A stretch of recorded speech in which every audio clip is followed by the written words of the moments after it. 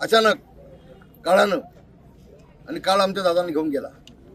पण दादा गेल्यानंतर सुनील तटकरेंनी जे गलिच्छ राजकारण केलं शरद पवार साहेबांना श्रेय देण्यासाठी, ते महाराष्ट्राला लाजिवान आहे.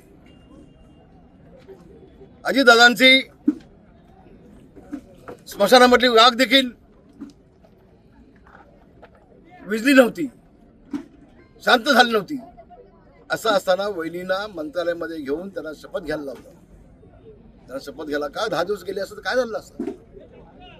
पण हा माणूस किती चाणाक्ष आणि चालाक आहे बघा.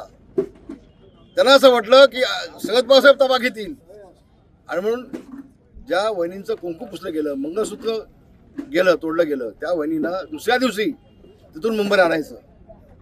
आपल्या हिंदूमध्ये एक संस्कृती आहे, आपल्या घरचा कुटुंबातला माणूस गेला तर किमान 10 दिवस आपण बाहेर पडत नाही, आपण सुतक पाळतो. पण इथं काही नाही.